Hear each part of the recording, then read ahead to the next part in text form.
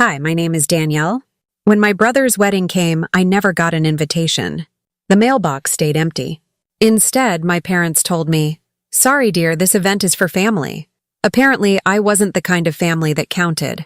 So I packed my bags, not for a wedding, but for an escape. What they didn't know was that while they were erasing me, the truth was about to catch up with them in a way they would never forget. Growing up in our house was like living in a museum dedicated to my brother, Kyle. The walls of our hallway were a shrine to his achievements. A certificate for best attendance, a blurry photo from a soccer game. Everything was framed. My achievements, on the other hand, were ghosts. Before we dive into this, please like this video, subscribe to my channel, and tell me in the comments where are you watching from. I remember winning the state science fair in 10th grade.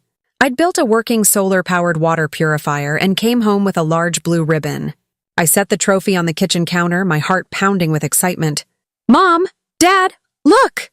I said. My mother glanced over from the stove. "Oh, that's nice, dear," she said, before immediately turning to my father. "Mark, did you hear? Kyle got the lead in the school play." The rest of the evening was spent discussing Kyle's incredible talent. My trophy sat on the counter until I quietly moved it to my room a few days later. It was never mentioned again. This was the pattern of my life. I earned a full academic scholarship to college, and they called it practical.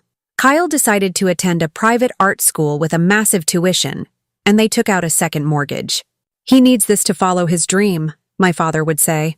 My need, it seemed, was to be invisible. So when Kyle got engaged, I knew what to expect. At their engagement party, I felt more like a hired helper than a daughter, refilling drinks and clearing plates. I listened to them discuss wedding plans and guest lists, telling myself it didn't matter.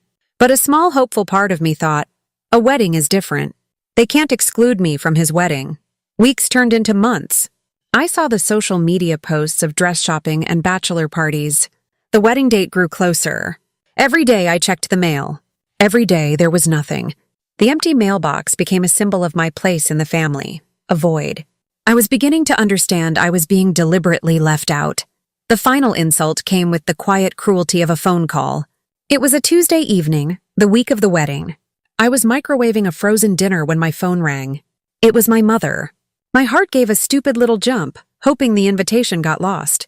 "Danielle, hi," she said, her voice syrupy sweet. "Listen, honey, I wanted to talk to you about Saturday." My breath caught. "Okay," I whispered. "We've been talking, your father and I, and we just feel, well, we feel it's for the best." She paused, letting the manufactured sympathy hang in the air. "Don't be upset, Danielle. This event is really for family." The words were cold and sharp. For family. I couldn't speak. I am her daughter. I am his sister. How was I not family? "It's a very intimate affair," she continued, filling my stunned silence with excuses. "And you know, there's been some tension, and we just want Kyle and Sarah to have a perfect day, with no distractions. It's better if you don't come. A distraction." That's what I was. I finally found my voice. "What tension, Mom? I haven't done anything." "Oh, don't be dramatic, Danielle," she sighed, her sweetness gone. "You just have a way of making things difficult. This is a happy day." I felt a cold wave wash over me. It was the moment I realized their perception of me was set in stone. I was the serious, difficult daughter. Kyle was the happy, celebrated son. "I understand," I said, the words coming out automatically. It was easier than fighting, easier than showing them how deeply they had just cut me. "Good. I knew you would," she said cheerfully. "Talk to you soon, honey." She hung up. I slowly slid down the kitchen cabinets until I was sitting on the cold linoleum floor. I had been officially disowned from a day that was supposed to be about family. That night, I didn't just cry. It felt like my whole body was collapsing inward. Every memory of being overlooked, every brushed aside achievement, came flooding back as one long, crushing story of my own erasure. I was a ghost in my own family. I cried until morning. My head throbbed and my eyes were swollen. Just as I thought I couldn't feel any worse, my phone buzzed. It was a text from my father. I fumbled for it, a pathetic spark of hope in my chest. The message was cold and blunt. "Don't make this harder. Respect Kyle's day." That was it. Just a command to swallow my pain and disappear quietly. My father wasn't trying to fix the wound. He was telling me to stop bleeding on his clean floor. That text broke something in me. The last flicker of hope died. They were a united front. They had chosen their narrative, and I had no part in it. I lay on the floor, the tears gone, replaced by a cold, hard resolve. They expected me to respect their decision and fade away, but respect is earned, and they had just lost every last bit of mine. I was done being the quiet, understanding daughter. Instead of drowning in humiliation, I decided to swim. I walked to my laptop and opened a travel website. I just knew I had to get away. My eyes landed on a last-minute flight to Santa Barbara, California. The images showed sunny coastlines and calm blue water. It looked like peace. I booked it without a second thought. It left on Saturday morning, the morning of the wedding. On the morning of the ceremony, I woke up before dawn. Social media was already full of pre-wedding posts. My mother getting her hair done, Kyle and his groomsmen in tuxedos. The caption from my father read, "A proud day. Getting my son ready for the biggest moment of his life." I looked at the photos, then at my plane ticket on the counter. The familiar sting of hurt was there, but it was fading, replaced by a quiet, determined power. They were having their day. Now I was going to have mine. I turned off my phone, left it on the kitchen table, and walked out the door. As the plane lifted off the runway, I looked out at the city shrinking below. For the first time, I felt like I was flying towards something, instead of just running away. Santa Barbara felt like a different world, smelling of salt and flowers. I spent the first day just walking along the beach, feeling the tension in my shoulders begin to melt. That evening, sitting alone in a small cafe, I decided to check my work email, needing a reminder of the part of my life where I had value. Buried among the usual updates was an email that made me sit up straight. Regarding your research on photovoltaic energy storage. It was from a venture capital firm. The sender, David Chen, said his team had been quietly following my published research. They were impressed and believed it had significant commercial potential. The email ended with a simple question. "We happen to be in Santa Barbara for a conference this week. Would you be available to meet for a coffee?" My heart pounded. Shaking, I typed back a short reply saying I was available. The next morning, I was sitting across from David and his partner, Maria Flores. They were warm, direct, and genuinely excited about my research. They treated me like a peer, asking questions that showed they understood my work. For an hour, we talked about science, and I forgot about the wedding, my parents, and the crushing weight of their rejection. I was just a scientist, talking about the work I loved. Finally, David leaned forward. "Danielle," he said, "we believe your technology could change the energy industry. We want to fund you. We want to build a company around your research, with you leading it." Maria slid a leather folder across the table. "This is a preliminary proposal," she said. "We're prepared to offer $60 million in initial backing." I stared at the folder, unable to process the number. $60 million. My hands trembled as I opened it. Inside was a contract, a formal letter of intent. It was real. While my family was cutting me out for not being good enough, these strangers were looking at me and seeing a $60 million future. For the first time, I wasn't just a sister or a daughter. I was seen. That evening, the signed contract lay on my hotel table. Out of morbid curiosity, I logged into social media.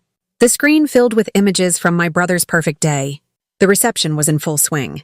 There they all were, my entire family, smiling and raising champagne glasses in a grand hall. My sister-in-law had posted a picture of the whole family together, a perfect portrait with a gaping hole where I should have been. I looked from the glowing screen to the crisp, dark ink on the contract. The pain was a dull echo, but it was no longer the only thing I felt. They were in that ballroom toasting a single moment. I was in this quiet room holding the key to my future. I closed the app. They could have their party. I had my work to do.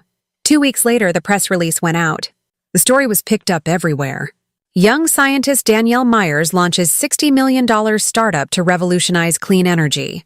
My face was next to the headline. Friends and relatives started calling, all saying the same thing. "Congratulations. Your parents must be so proud." They all assumed my family had been my biggest supporters. The irony was suffocating. Then my mother called. "Danielle, honey," she said, her voice frantic. "We saw the news. $60 million? "That's right, Mom," I said calmly. "But why didn't you tell us? We had no idea. We're getting so many calls." She wasn't congratulating me. She was panicking, scrambling to rewrite history. "I've been busy," I replied simply. There was a long pause. I could hear her trying to craft a new narrative where she was the proud, supportive mother. But it was too late. I had built this on my own, not just without their help, but in spite of their dismissal.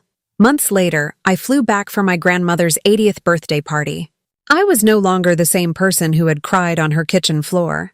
When I walked into the hall, the room quieted. I was no longer invisible, Danielle. I was Danielle, the CEO. My parents rushed to greet me with wide, artificial smiles. I was polite but distant. Later, Kyle and his new wife Sarah came over.